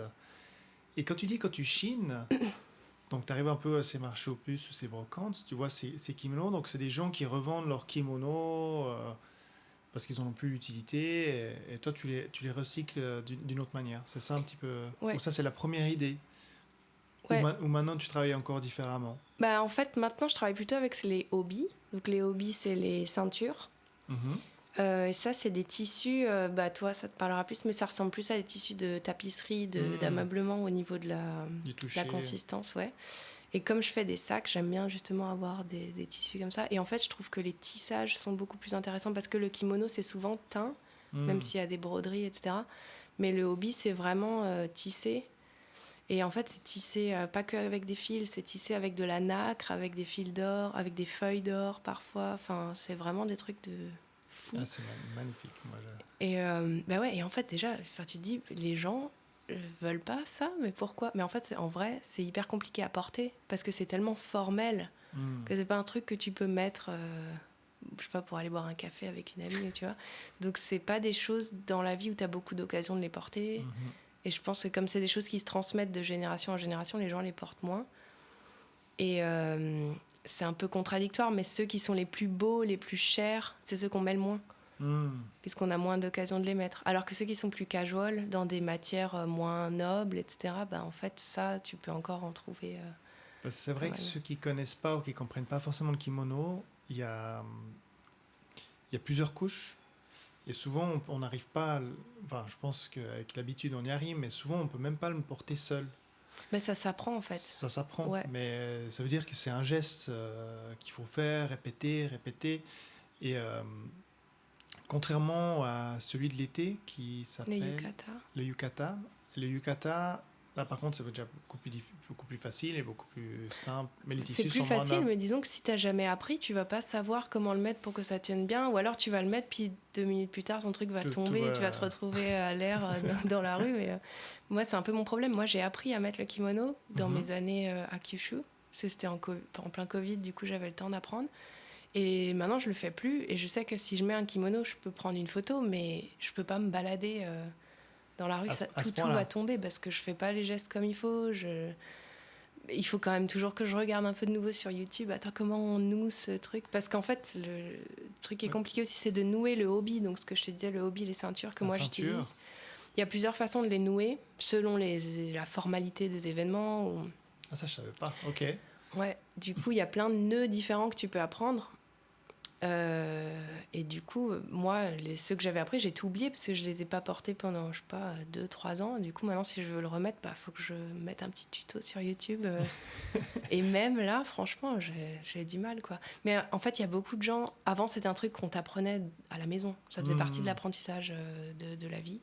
Et maintenant, il y a beaucoup de gens qui se font habiller aussi. Si tu t'habilles, par exemple, quelqu'un se marie dans ta famille, et tu appelles un habilleur, il va venir, il va habiller la famille. Même si tu as déjà les tenues, il va venir habiller tout le monde. Préparer tout le monde. Ouais. Et des fois, ils font aussi les coiffures et tout, où ils ont une petite équipe avec eux. Voilà. Ouais, c'est traditionnel et c'est passionnant, le monde du kimono. J'ai découvert ça. Tu as rencontré ce Français qui récupère... qui est à la tête avec sa belle famille d'une entreprise de kimono sur Kyoto. Oui. Ça te dit quelque chose? Oui. Comment il s'appelle? Ça s'appelle Okayama Koge. Et lui s'appelle Pierre, il me semble. C'est possible, j'ai regardé. J'espère. Je mettrai le lien de son entreprise. Il a fait une vidéo magnifique. Qui font de la teinture de kimono, c'est ça? Oui, tout le process du kimono, parce que les gens j'ai vu un reportage, en fait, j'ai jamais visité. D'ailleurs, il faut que je prenne contact avec lui pour aller visiter son usine, ça m'intrigue. Mais ils prennent des visites. Il m'a dit qu'il faisait des visites. Et en fait, c'est magnifique le travail artisanal que c'est derrière un kimono et un tissu de kimono, c'est incroyable. Le travail de design, de teinture, de broderie, de sélection des tissus, de travail du tissu, c'est vraiment un travail artisanal à un niveau qu'on a de la peine à s'imaginer en fait. Bah écoute, franchement, si tu as l'occasion, vas-y, parce que moi, c'était Eva qui m'avait invitée. Elle voulait nous présenter, du coup, elle avait organisé une visite. On était plusieurs, on était allés visiter. C'était vraiment super intéressant. Lui, il est vraiment super. Très sympa, ouais. Et dis-toi que ça, voilà, ça, c'est une technique. Il y a plein d'autres façons de tisser ou de teindre les kimonos. On en revient toujours à la spécificité, mais une fois que tu te plonges dans le truc, dans le monde du kimono, il n'y a pas de fin, en fait. Donc pour moi, c'était un nouveau... en fait, je m'attendais pas à... Tu vois, j'avais juste soulevé un petit peu un truc et d'un coup, c'est comme si tu ouvrais un coffre. En fait, il n'y a pas de fond dans le coffre. Tu continues, il y a des pièces d'or partout. J'imagine. Et puis chaque famille, chacun a sa technique, chacun a son style, chacun a son dessin. Selon les régions aussi, ouais. Ça sent fort. Mais je mettrai la vidéo, son site internet, pour ceux que ça intéresse, le monde du kimono, pour comprendre. Même si toi, tu es dans une phase après, parce que toi, tu récupères d'anciens tissus que les gens mettent plus. Ils ne mettent plus ou ne veulent plus. Plutôt que les jeter ou les brûler, toi, tu les reconfectionnes pour faire des séries plutôt en accessoires. C'est ce que tu disais. Ouais. Et là, tu cibles plus la ceinture, parce que le tissu est beaucoup plus facile à travailler, c'est ça? Alors non, justement, il est beaucoup plus dur. Ok. Mais le rendu, c'est ce que je veux, en fait. Je veux quelque chose de plus rigide. Tu dis par rapport à la rigidité. Okay. Ouais. Et en fait, il y a pas mal de gens aussi qui utilisent le tissu de kimono pour faire des choses avec. Tu peux faire des petits objets ou des vêtements, etc. Mais les hobbies, il y a moins de gens qui s'y attaquent parce que c'est plus compliqué. Du coup, ça me plaît aussi plus. Et en fait, il y a un truc, moi, qui me fascine avec les hobbies, c'est que le kimono, tu vois à peu près comment il est fait, tu t'imagines de l'extérieur. Mais le hobby, il y a toujours un tissu de doublure, en fait. Et quand tu l'ouvres pour le couper, tu l'ouvres et ça dévoile toujours une histoire différente. Genre, tu vois le tissage, comment il est fait, ou alors tu vois que, par exemple, tiens, ça, c'est pas du fil, ça, c'est du papier, mais qui a été recouvert de nacre. Magnifique. Et ça, c'est vraiment un truc qui me fascine. C'est pour ça que je travaille beaucoup avec tu me partagerais des photos pour... si tu as une ou deux images, peut-être... tout ce que tu peux me partager comme image que je peux un peu mettre en lien avec les gens. J'aime bien dans les podcasts, tu sais, dans le descriptif, tu peux aller creuser. Pas creuser, mais des fois tu écoutes en courant ou allant à quelque part, puis tu n'arrives pas à t'imaginer, non? Puis à la fin de l'épisode ou pendant l'épisode, moi j'adore aller cliquer, puis je dis, ah ok, c'est ça. Parle, ouais. C'est pour ça. Ah ok, tu vois, d'avoir une image... la réalité de comment ou qu'est-ce que c'est le tissu, ce que tu racontes, c'est toujours intéressant. Là, cette histoire de nacre, si tu veux, il y a une petite vidéo du V&A à Londres qui est hyper courte, je crois qu'elle fait 2 ou 3 minutes, où ils expliquent comment c'est fait. Je trouve ça fascinant. Comment ils mettent la nacre tu me sur avec plaisir. Je te la mettrai, ouais. Avec plaisir. Maintenant, je l'ai dit, donc il faut que je fasse. Faut pas que je te l'envoie. Je notais vidéo sur le nacre. Et donc là, tu travailles cette série d'accessoires. Et comment tu arrives à récupérer la matière première? Maintenant, tu as des fournisseurs ou tu continues à faire du... Alors, du pas du tout. Puce, moins, parce que déjà, il faut avoir le temps, les puces. Avant, quand j'habitais toute seule à Kyoto, je prenais mon vélo, j'allais dans les marchés aux puces, revenais avec des sacs à dos immenses remplis. J'ai trouvé aussi que la qualité sur les marchés aux puces, elle baissait un petit peu. Et qu'en fait, c'était pas forcément bien traité. Genre, des fois, ils sont en tas comme ça sur des bâches, et puis les gens, ils tirent dessus. Et en fait, ils s'abîment encore plus, ce qui est un peu dommage. Ça dépend des vendeurs. Il y a des vendeurs qui les accrochent bien et tout, qui savent ce qu'ils vendent, donc tu peux discuter avec eux. Mais en général, ces vendeurs-là, ils ont des boutiques. Et ils font un marché chaque mois. Ils vont au marché pour vendre à une clientèle différente. Mais ils vendent aussi sur Internet. Donc tu peux acheter aussi aux enchères sur Internet. Donc je fais plutôt ça maintenant. Parce qu'en fait, moi, j'ai déjà trop de tissus. Et quand je cherche un truc spécifique. Donc je le cherche sur les ventes aux enchères en général. Si je prends le risque d'aller sur un marché aux puces, ça veut dire que je vais revenir avec des trucs. Parce que je pourrais pas m'en empêcher. Donc en général, j'évite. Voilà. Et sinon, il y a des boutiques spécialisées de kimono qui vendent que du kimono de seconde main. Et ça, c'est plutôt destiné à une clientèle qui porte le kimono. Et encore une fois, comme moi, j'achète les pièces qui sont vraiment les plus formel. Quand je dis formel, il faut imaginer des tissus dorés, des motifs hyper voyants. Et ça, c'est les choses que les gens achètent pas trop en général. Ils veulent plutôt des trucs qui sont faciles à porter, parce qu'ils vont le porter pour une certaine occasion. Ok. Du coup, bon, ça te laisse plus de possibilités. Ouais, du coup, moi, je trouve toujours ce que je veux. Et en plus, c'est des prix qui sont assez raisonnables parce que le vrai prix de ce hobby, si je l'achetais neuf chez un fabricant, ça coûterait des millions de yens. Donc, évidemment, je ne vais pas couper dedans. Mais ça, là, tu peux... Ça, les gens ont une peine à s'imaginer le prix. Bah, quand on voit le travail et que c'est de faire un kimono, on peut le mettre en relation avec le prix que c'est. Et dis-toi, un kimono, si tu vas visiter là, Okayama Koge, il a un kimono en display dans la pièce où il explique. Et je crois qu'il nous disait qu'il se vendait pour 7 millions de yens, ce kimono. Et ça, c'est le kimono. Après, il faut le hobby et il faut tous les accessoires. Wow. Parce que tu as des autres pièces de tissu ou de cordon qui sont tous faits en soie qu'il faut acheter pour accessoiriser aussi la tenue. Donc le total du prix, c'est un truc assez fou. Ouais. Donc 7 millions de yens, il faut s'imaginer qu'on est autour de 30 000 euros. Non, il faudrait que je fasse ce calcul. Non, si, ça c'est ça, ça ouais, autour de 30 000 euros, 35 000 euros. Ouais, peut-être un peu moins de 30 000 euros. Sans les accessoires. Ouais. Donc le prix d'un appartement, le prix d'un petit appartement sur Osaka pour un kimono. Ouais. Après, ça, c'est pas un kimono que tu mets pour...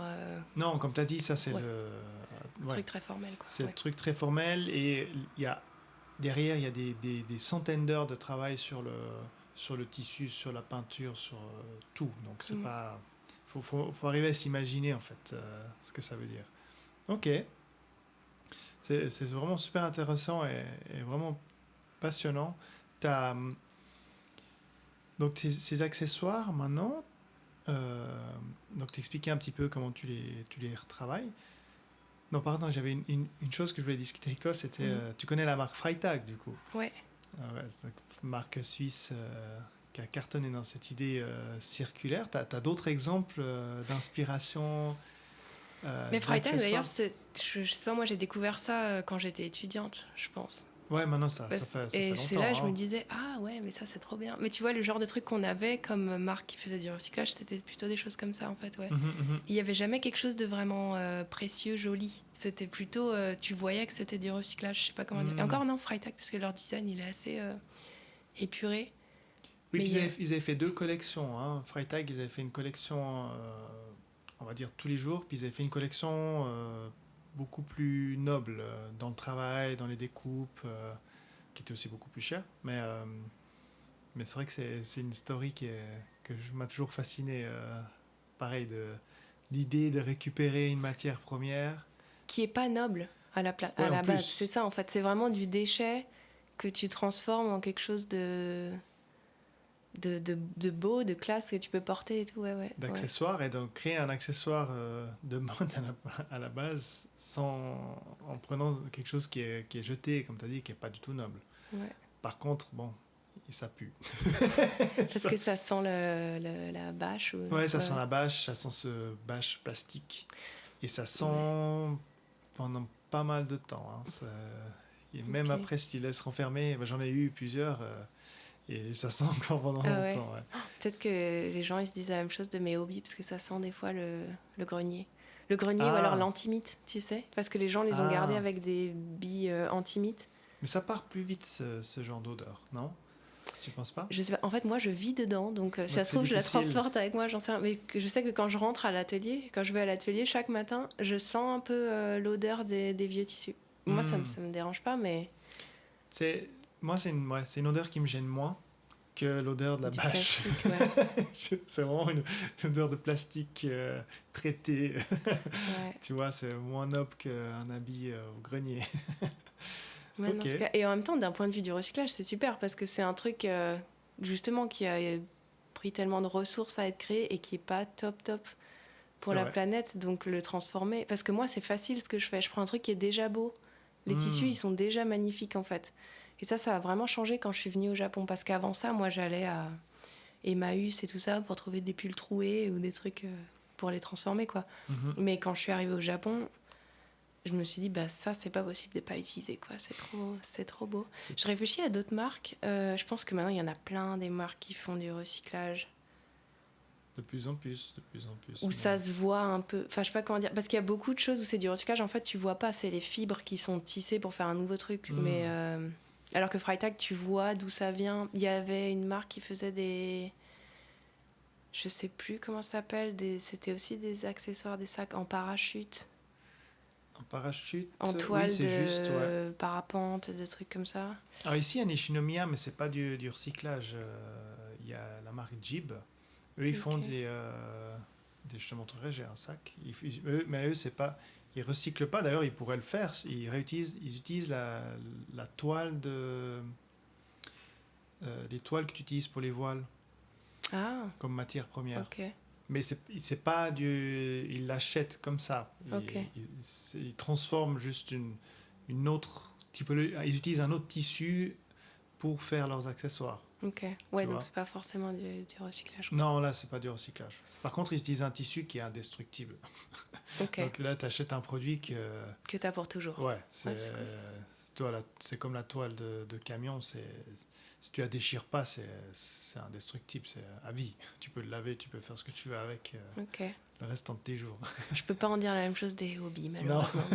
J'ai un autre truc qui vient en tête, c'est quelqu'un qui fait des sacs à partir de parapluies. Parapluies transparents que tu peux acheter partout au Japon, que tu vois des fois voler dans la rue.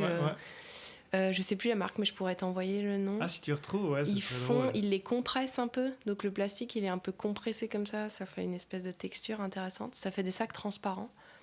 Je sais pas si je porterais ça en France. Au Japon, ouais. En France, je sais pas. Regardez ce qu'il y a dans mon sac. Ouais, mais c'est vrai qu'il n'y a pas beaucoup, en tout cas, de success story au niveau de Freitag. J'en connais pas beaucoup. Vraiment quelque chose que tu Mais vois... parce que, en fait, à l'époque aussi, c'était spécial. Maintenant, j'ai l'impression que le recyclage, ça fait tellement partie...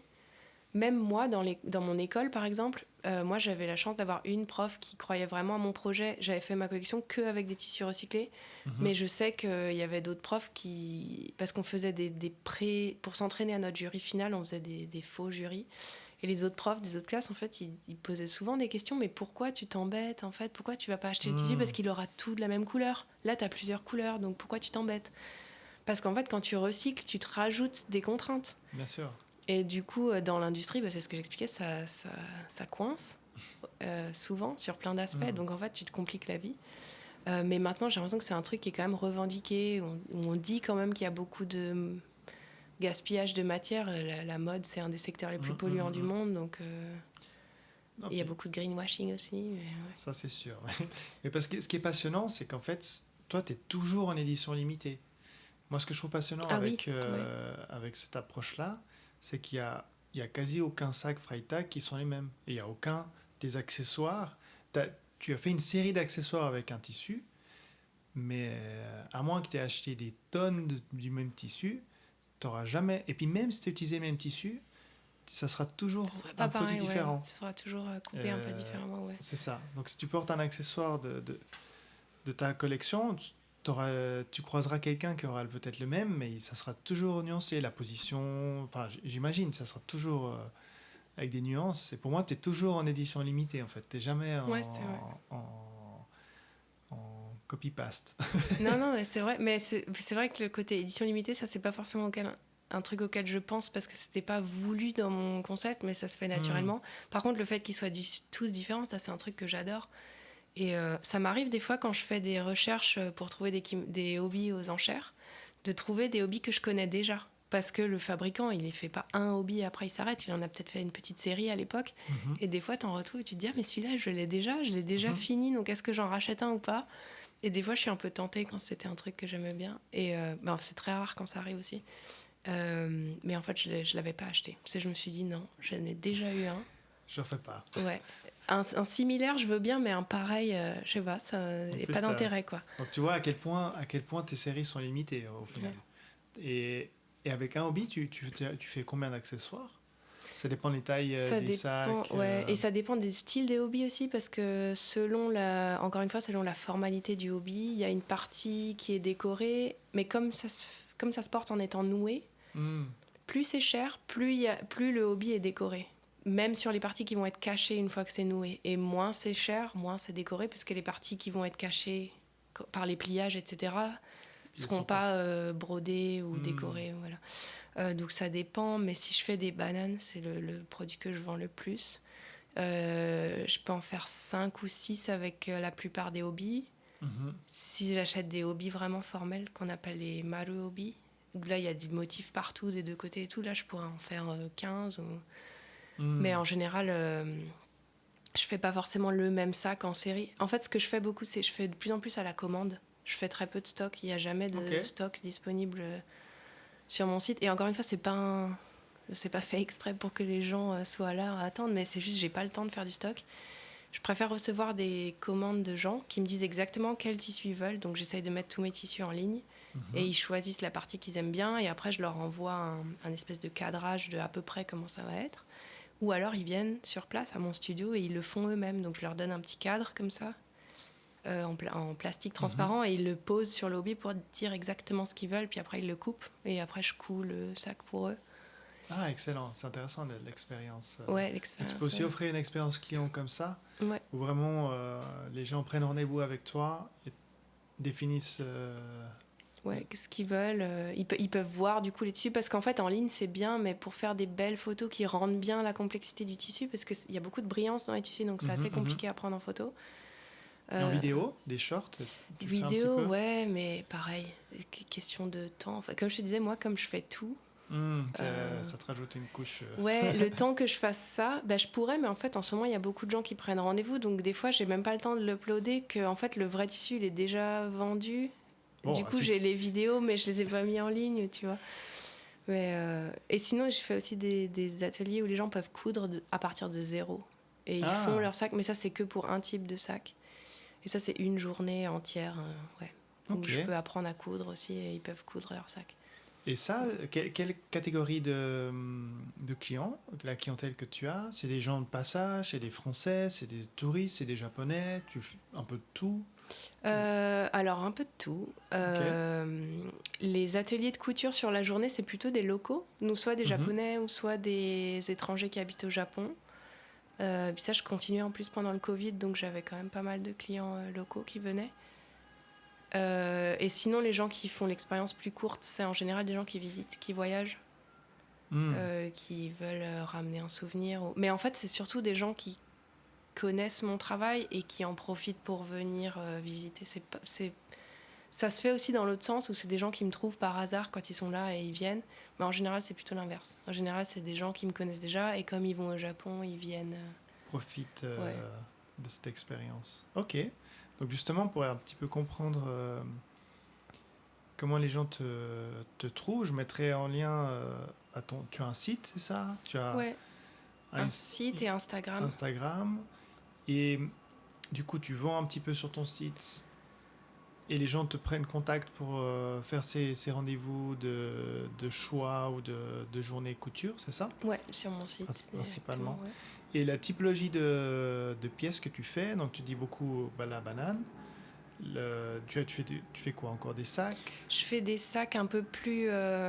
comment dire déjà, je fais des modèles plus grands aussi. J'ai pas mal de tailles différentes. Et j'ai des choses un peu plus petites, genre des petites pochettes de voyage ou des choses comme ça. J'ai des sacs un peu plus chic, si on peut dire comme ça, avec des chaînes et des trucs. Ça fait pas longtemps que je le fais. Et en fait, à la base, moi, je faisais beaucoup de bananes et de produits un peu de tous les jours, parce que justement, comme c'est pas des hobbies qu'on porte tous les jours, moi, mon but, c'est aussi de les transformer en quelque chose que tu peux porter tous les jours. Alors que parce que je trouve qu'il y a beaucoup de gens quand même qui recyclent des tissus de kimono et de hobby pour en faire des choses qui font partie de la même catégorie, c'est-à-dire un truc que tu vas garder dans ton placard et que tu vas mettre 2 fois. Et ça, c'est pas mon idée, du coup. Moi, je veux qu'on puisse les porter plus souvent, quoi. Ouais. Et accessoires, genre pour les notebooks ou des choses comme ça, t'as déjà eu fait ou Non, je fais... en ce moment, je suis en train de faire un projet super intéressant. Je fais des menus pour un bar à cocktail, là. Trop bien, ça c'est en tissu. Ouais, c'est la première fois que je fais ça. Ok. C'est eux qui m'ont proposé, en fait. Super idée. Ouais, mais ça, c'est un peu compliqué parce que là, je suis super contente de faire ce projet, mais en fait, j'ai du mal à faire des produits que je fais pas. Genre de passer du temps à designer des nouveaux produits. Par exemple, si quelqu'un avance, que je faisais beaucoup, les gens me contactaient sur Instagram, me disaient « Ah, moi, j'ai bien envie d'un sac comme ça, est-ce que tu peux m'en faire un ?» Je disais « Ok. » Si c'est un modèle qui me plaît, après, je peux le rajouter dans mon catalogue, donc comme ça, j'aurais pas fait le design pour rien. Et ça, je fais plus trop maintenant parce que j'ai pas trop le temps. Ça te rajoute trop... Ben, bon, ouais. ouais, l'idée du menu, je pense que c'est intéressant, et c'est peut-être quelque chose aussi qui peut être plus facilement exporté aussi. Enfin, tu vois que c'est un concept que tu peux revendre à d'autres restaurants ou d'autres bars. Et, euh, si tu arrives au bout de ce projet, moi je prends note aussi. Bon, on n'a pas vraiment de projet de bar ou restaurant japonais, mais c'est vrai que je trouve passionnant avec le tissu, et une fois j'aimerais bien, si on a l'occasion dans un de nos projets, d'utiliser cette matière aussi pour en faire quelque chose en déco. Mais là c'est plutôt la déco que je pensais, que ça soit en cadre, que ça soit comme tu as dit, en menu, ou que ça soit en décoration de vitrine. On fait beaucoup de décoration vitrine aussi. Et, mais c'est vrai que c'est d'autres techniques, d'autres approches. Du coup, je sais pas comment tu fais un menu. C'est vraiment le plat. C'est une page qui est recouverte de tissu des deux côtés. Et après, tu peux glisser une feuille Juste dedans. pour mettre. Ouais. Mais la déco, c'est pareil. Ça, c'est un truc. Moi, j'y pense souvent. Surtout là, maintenant, j'ai commencé à louer un espace où je reçois les clients. Mm-hmm. Du coup, je veux le décorer un peu. Et ça, c'est pareil. C'est un truc. J'ai trop d'idées de choses que je veux faire. Et en fait, ça reste des idées, quoi. Voilà. Ouais, parce que il y a un gap entre l'idée et, comme tu as dit, si tu veux faire un produit fini et bien exécuté, entre les étapes, ça et rien, prend... ne serait-ce que la recherche, ne serait-ce que te poser pour dessiner et te dire ok, je veux un truc comme ça, ou rassembler un peu tes idées, en fait. Ça paraît pas hyper productif, mais c'est un truc dont tu as vachement besoin, et là en plus c'est la période un peu occupée pour moi. Mm-hmm. Du coup, j'ai pas trop ce genre de moment. Donc voilà. Pareil, ok. Et tu me rediras pour ces ateliers. Je trouve l'idée vraiment intéressante, et aussi Pierre, l'entreprise qui fait les kimonos, je trouverais vraiment intéressant d'être plusieurs artisans, tu vois, et de pouvoir créer, qui parlent français, qui parlent anglais, qui parlent japonais, qui peuvent créer des expériences pour les gens qui viennent au Japon. Je trouve ça passionnant, que petit à petit vous puissiez aussi peut-être vous regrouper pour... Mais j'ai déjà emmené des clients chez lui, d'ailleurs, Chez une lui. fois. Ouais. Moi, j'ai pas trop de clients francophones. Mm-hmm. Parce que je fais toute ma communication sur Instagram, et du coup, comme c'est en anglais. Ah, j'espère que... Ouais, après, j'ai rien contre les amener. francophones, hein, mais du coup, comme tout est en anglais, tout est en dollars aussi sur mon site, c'est vrai que ça se fait un peu naturellement. Bon, c'est pas grave, mais c'est comme ça, mais tout le monde est le bienvenu. Donc, Justement, je pense que c'est enrichissant, et je trouve que c'est intéressant dans le parcours aussi touristique enfin, parcours touristique à Kyoto, d'avoir ces journées, je trouve, découvertes. Parce que maintenant, moi, je connais quelqu'un qui travaille dans le thé sur Kyoto, quelqu'un qui travaille dans le kimono, toi, dans l'artisanat aussi, qui retravaille le tissu du kimono. Donc, tu vois que tu peux enrichir tes journées sur Kyoto avec un travail plus artisanal que de la visite, en fait. Ouais, et encore, j'ai envie de dire même que tu peux trouver plein d'expériences aussi sur Airbnb. Moi, j'avais commencé à faire ça Comme maison d'hôte. Ouais, il y a des années. J'avais une amie dont la famille a un temple, et il m'avait dit tu peux utiliser notre temple pour faire tes expériences. Parce que en fait, j'allais arrêter d'enseigner à l'école. Je me suis dit si j'arrête d'enseigner, je veux commencer à faire des ateliers pour les clients, parce que ça va me manquer le côté enseigner. Et j'aime bien le fait que, au-delà de vendre un truc, j'apprends aussi aux gens comment le faire. Comme ça, si jamais ça s'abîme et tout, ils savent comment c'est fait, et puis aussi ils se rendent compte du travail qu'il y a derrière. Mhm. Et du coup, je faisais ces ateliers dans les temples que j'avais mis sur Airbnb. Et à l'époque, il n'y avait vraiment pas grand-chose sur Airbnb au niveau expérience. Et là, je crois que si tu te connectes sur Airbnb, il y a plein de petites expériences où je pense que tu peux même t'inscrire du jour au lendemain et tu vas faire... je sais pas, j'ai vu plein de trucs. Ce qui est bien, parce que du coup, t'as Mais vraiment... tu dors pas. Non, c'est une partie expérience. Ok, ça, C'est, je savais même pas que tu pouvais faire ça sur Airbnb. Ouais, ils ont une partie expérience, ils l'ont mis sur pause. Moi, j'étais inscrite sur Airbnb et puis ils viennent de débloquer un peu le process parce que moi, j'étais pas bannie, mais comme j'avais pas utilisé mon truc pendant longtemps, ils avaient annulé mon expérience. Et jusqu'à cette année, ils acceptaient pas de nouvelles personnes. Je crois qu'ils ont eu un tel boom de gens qui proposaient leur expérience qu'ils n'avaient pas le temps en fait de checker que ce soit bien sérieux, qualitatif, etc. Parce que quand tu mets ton expérience, c'est pas juste tu listes ton expérience en ligne et ils te disent ok, t'as un humain qui va regarder, qui va te poser des questions, qui va te dire ça il faudrait plutôt faire comme ça, cette photo elle est pas bien, donc ça leur prend du temps aussi. Et moi j'avais abandonné, je me suis dit écoute, ça fait 3 ans que j'attends, tant pis, je vais faire mon truc toute seule. Du coup, moi, ma communication, je la fais essentiellement sur Instagram maintenant. Mais du coup, oui, pourquoi je dis ça, c'est qu'en plus, les gens qui viennent me voir, du coup, ils savent déjà un peu ce que je fais. Ils savent que je suis dans un coin qui est un peu à l'écart. Donc tout le monde n'a pas forcément envie de venir là, mais quand tu viens, tu as vraiment un truc pour parler d'expérience. Du coup, c'est vraiment une expérience, quoi. C'est pas entre un café et une visite de temple, je vais juste aller au coin de la rue pour faire coudre 2 petits trucs et ça va me faire une serviette ou un truc que je vais ramener en souvenir, tu vois. C'est un peu plus profond comme Mais moi, c'est celles expérience. qui sont les plus intéressantes. Oui, pour moi, c'est celles qui sont les plus marquantes aussi en termes de souvenirs. Parce que c'est vrai que tu peux voir le Japon vraiment juste aller aux zones les plus touristiques, passer d'un hôtel à l'autre. Mais si les touristes et les gens qui viennent ici, ils prennent le temps de voir un autre Japon, déjà rien que de prendre le train. Des fois, les gens qui sont de passage ici, je les invite à boire un café ou on mange quelque chose ici au bureau. Bah, rien que de sortir, de voir la rue ici, d'être dans le Japon de tous les jours, tu vois. Quand tu es allé à Umeda ou en plein centre de Tokyo, c'est pas le Japon de tous les jours. Enfin, c'est un autre Japon, ouais. c'est le Japon du travail, oui, des échanges, du tourisme, ok, mais la plupart des gens n'habitent pas dans ces zones-là, tu vois. La population, elle habite là où j'habite. Et comme tu dis, ça fait partie pour moi, ça fait partie de l'expérience. Et je la trouve beaucoup plus intéressante et beaucoup plus profonde dans l'approche. Et je trouve cool que tu fasses ça.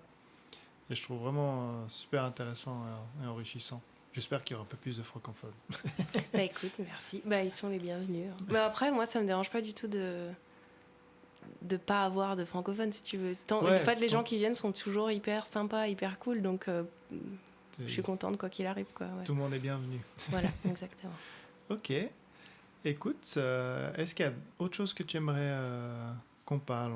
On a parlé un petit peu de toute ta vie, autour de la mode et du design, ce que tu fais, la marque que tu développes. Il y a quelque chose d'autre que tu souhaites partager? Ou des anecdotes? Parce que là, souvent, on a beaucoup d'anecdotes. Ça fait combien de temps que tu es à Kyoto maintenant? Tu m'as dit? Ça va faire 7 ans en tout, mais avec une coupure où j'ai vécu dans le sud pendant 3 ans. Je suis partie de Kyoto pour 3 ans et après je suis revenue. Mais en tout, ça va faire 7 ans. Mais j'ai vécu 4 ans au centre-ville, seule, célibataire. Et là, je suis en famille à Arashiyama, au pied de la montagne. Donc, c'est 2 vies complètement différentes. Ok. Ouais. Et t'as un enfant qui a quel âge? Qui va avoir 3 ans okay. en août. Ouais, donc, comme mon fils. Ah ouais? Ça va? Ouais. Un petit garçon aussi. Ouais, aussi un petit garçon. J'ai une fille qui a 5 ans et un garçon qui a 3 ans. Ok. Qui est bien énergique. Ouais, bah voilà, on est pareil. Et ça va? T'arrives dans l'apprentissage du français? T'arrives à le... Ouais, bah moi je lui parle en français. Son père il est anglais, donc il lui parle en anglais. Ok. Et il va à la crèche où il parle en japonais. Donc il va à Huikuen, ouais. la crèche japonaise. C'est bien, il sera là. il a le tritype Ouais, de c'est langue. trop drôle parce qu'il mélange des trucs. C'est trop mignon. J'ai pas envie de le corriger en fait quand il mélange du japonais et du français ou Et du je pense japonais que et de l'anglais. ça fait partie. Moi, je mélange tout avec ma femme aussi. Ok. Je pense que ça fait partie du langage de notre famille, de la famille mixte, tu vois. Et comme tu dis, je pense qu'il faut pas trop corriger ça parce qu'en fait, si tu développes ton propre langage. Enfin, je sais pas, toi et ton mari, moi avec ma femme, des fois, même dans une phrase, on dit les trois, Hmm. les trois langues. Parce que vous parlez quoi? Oh, Nous, on parle japonais. principalement. Moi, je parle français à mes enfants, ma femme japonais aux enfants. Et avec ma femme, on a commencé en anglais, mais on parle toujours comme langue de base l'anglais entre nous. Mais par contre, petit à petit, ce qu'elle a appris en français, parce elle a vécu 8 ans en Suisse avec moi, est-ce qu'elle elle amène ses expressions et ce Hmm. qu'elle a envie du français. Moi, j'amène mes expressions japonaises que j'apprends au fur et à mesure. Puis ouais, des fois, Ça doit être marrant. c'est un gros bordel à la maison. Ouais, mais après, si tout le monde comprend à peu près tout, ça va. Moi, ce que je me dis, c'est là, lui, mon fils, là, sa première langue, c'est vraiment le japonais. Hmm. Et comme, par exemple, quand on va rentrer voir ma famille cet été, bah, il va se rendre compte qu'il y a des mots dans sa phrase que mes parents comprennent pas, par exemple, tu vois. Au Donc, début de l'expérience que j'en ai, tu vois mes parents sont venus ici il y a pas longtemps, et tu vois et encore ma fille, son japonais est beaucoup plus élevé que son français, mhm. donc il y a beaucoup de mots que ça la bloque. Et des fois, tu vois que ça la frustre un peu. Mais après quelques jours avec mes parents, tu vois que ce blocage, Il disparaît. il disparaît. Mes parents, ils apprennent quelques mots en japonais, alors ça les fait rire. Quand mon fils, il dit papa, papi, mite, mite, tu sais, genre un truc comme ça. Ouais, une fois qu'ils savent ce que ça veut dire, après, ouais. Après, il capte, et puis. Mais c'est vrai que c'est un process qui prend du temps, et puis qui est intéressant à partager. Mais donc, toi, t'as vraiment. Lui, ton fils sera vraiment dans les trois mondes. Ouais. Mais d'ailleurs, la crèche, ça, c'est un truc. Je peux dire que c'est la meilleure invention du monde. Parce que sinon, je travaillerais pas Ah ouais. autant là. Je suis trop contente, en fait. Parce que je m'étais jamais posé la question d'avoir une famille au Japon. Où, tu vois, j'avais pas de projet de vivre au Japon. Mon mari est pas japonais. Mhm. Mais lui, il habite ici depuis 20 ans. Donc, je pense que lui non plus, il est pas prêt de partir. Il est pas- Mais du coup, je me rends compte qu'élever un enfant au Japon, c'est assez agréable en fait. Enfin, je veux dire, agréable dans le sens confortable. Mhm. Après, à Kyoto, je pense qu'on a de la chance parce que j'ai des amis à Tokyo, par exemple, qui ont beaucoup plus de mal à trouver des places en crèche. Ouais, ici c'est Ici, difficile. je sais Par pas. exemple, C'est c'est difficile. difficile, ouais. Ok. Il était en crèche temporaire, donc tu payes par jour. Ah, moi, Mais j'avais ça quand il était tout petit, ouais. non, nous on a beaucoup galéré pour ça. Puis moi, maintenant, ils viennent de commencer les deux Yochien, donc Ok. la maternelle. Euh, Après, il y a un système, là c'est déjà, ouais, c'est aussi un peu la guerre pour ça. Tu peux aussi les réserver des heures, parce qu'ils finissent l'école tôt, donc tu peux les mettre en garderie d'après-école. Et ça, tu peux choisir un nombre d'heures. Enfin, tu verras Ah là. oui, ouais, mais ça, je Parce que sais. Ouais. Hoiken, toi, tu veux le garder jusqu'à 7 ans. Tu peux choisir si tu l'intègres dans la maternelle ou s'il continue Là où il est, ouais, ouais. jusqu'à Shogako, qui est l'école primaire. Et toi, Ouais. tu voulais plutôt le rester à garderie. C'est un Bah, peu l'idée. là, je trouve ça super parce que lui, il y est jusqu'à 5 heures, là. Puis tu peux Donc, travailler moi, la je peux journée. travailler. Voilà. Après, des fois, je me dis, c'est quand même bizarre, tu fais un enfant et il passe sa vie avec d'autres gens plutôt que toi. Toi, tu le vois quand il dort. Mais non, non, en vrai, c'est pas vrai. Mais non, non, c'est cool. Bah, ça te permet de t'épanouir, ça permet de faire ce que tu aimes. Donc, quand tu le Ouais, et vois, puis, je sais pas, c'est bien fait en plus. Je sais pas si vous êtes content de là où vos enfants sont, mais je sais pas, je trouve ils leur font à manger sur Ah, place. c'est... Ils apprennent toutes les manières japonaises que nous, on serait incapable de lui apprendre aussi bien parce qu'on n'a pas Mhm. grandi au Japon en fait. Et puis même, il a vraiment un contact avec la culture tous les jours. Donc, Moi, je trouve ça... Ici, en fait, c'est à la fois une version très armée, très... mhm. tout est ultra organisé, tout est ultra précis, mais les anciens sont ultra bienveillants. Et, mais par contre, tout est rangé. Je crois, pour moi, le choc culturel, les premiers jours à la maternelle, c'est un truc de fou. Tu t'arrives là, pour un Européen, tu te dis, mais waouh, tu t'arrives, il y a l'endroit pour les voitures, il y a l'endroit pour les vélos. Tu poses ton vélo là, tu amènes ton enfant là, il a son petit casier avec son prénom, ses deux chaussures. Et ma femme, tous les jours, avec ma femme, on doit préparer les sacs. Mais les sacs, il faut savoir ce que c'est, préparer un sac pour la maternelle. Le petit serviette pour les mains, le petit sac qui met la petite... J'oublie, ouais. Et nous, ça, en plus, ça change tous les ans. Là, cette année, il y a eu la rentrée il y a pas longtemps. Et je sais pas pourquoi, maintenant, il faut mettre plus de choses. Et du coup, j'oublie... genre, si je pense à un truc, ça enlève un autre truc de mon cerveau. Du coup, j'oublie un autre truc. Ouais. Ouais, il faut... par contre, c'est le côté un peu, je trouve, difficile. C'est que ça nous met beaucoup de pression à tout bien faire, tu vois. Et parce qu'il y a beaucoup de choses à organiser. Dans le sac, ah non, mais l'indice, ils font l'instrument A, alors il faut prendre l'instrument A, puis il faut mettre, ah non, mais il y a la gym, alors ils doivent prendre... c'est le côté un peu... Ouais, ça te rajoute une charge. Un peu chaud. Mais à l'école, par contre, moi, je trouve ça génial. Comme c'est tout bien organisé, tout clair. Ils sont 2 enseignants. Bon, c'est des grandes classes, hein. 29 enfants. Ah, waouh, ils doivent être crevés à la fin de la journée. Oui. Mais nous, on a été voir 2-3 classes comme ça. C'est joli d'aller voir. Et même que c'est un peu le bordel à cet âge-là, c'est toujours bien organisé, bien géré. Tu as toujours un prof qui fait la maîtresse qui fait le piano, puis tu as l'autre maîtresse qui organise les enfants, aider ceux qui sont un peu en retard, refaire...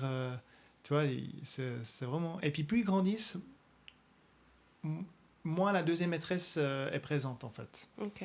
Je crois qu'il me disait, maintenant mon fils qui a commencé à 3 ans, ils sont 3 maîtresses. Ah, parce qu'ils ont besoin de plus de... Ouais. Beaucoup plus. Puis du coup, ils réduisent, plus l'enfant grandit, il a moins besoin de... Mais c'est intéressant, ouais, j'aime bien partager un peu ces expériences qui sont tellement différentes de chez nous. Ouais, après moi, j'ai jamais éduqué d'enfants en France, mais j'entends mes copines...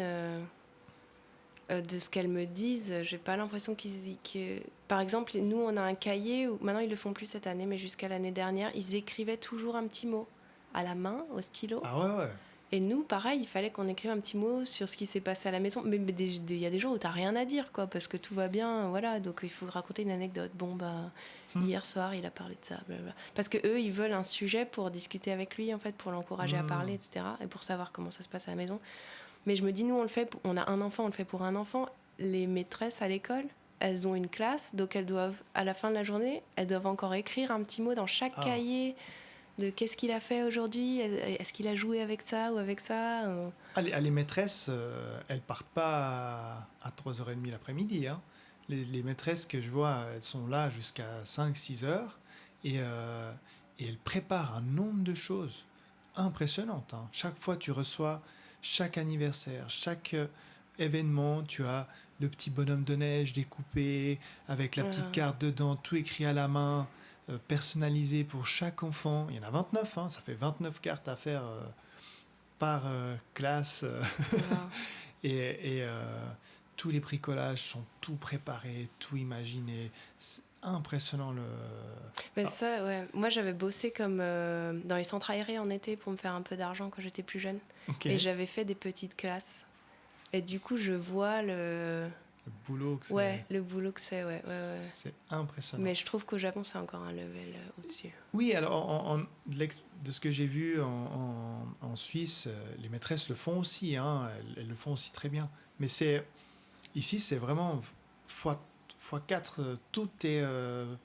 chaque chose que tu reçois à la maison, c'est fait à la main et c'est bricolé. Tu vois, c'est pas juste une impression que tu as fait sous Word pour expliquer. Ouais. Et elles ont découpé, et puis tu vois le travail de... Là, la lettre, elle a été faite à la main, elle s'était découpée, c'était tout arrangé, c'était collé sur quelque chose qui se plie. Tu dis, ok, c'est impressionnant, ouais, l'expérience. Mais je pense au fil des épisodes, on reparlera des anecdotes des écoles, ça m'intéresse. Vraiment, ils sont petits, mais si je trouve des invités qui ont des enfants un peu plus âgés aussi pour écouter, voir comment ça se passe, ça m'intrigue toujours. Ok. Bah, merci. Pour moi, j'ai fait tout le tour. C'était un bel épisode. C'est super intéressant, toute cette approche design, fashion, et aussi de voir et de présenter un peu ton travail. Et puis, bonne suite. Merci, bah merci beaucoup, toi aussi.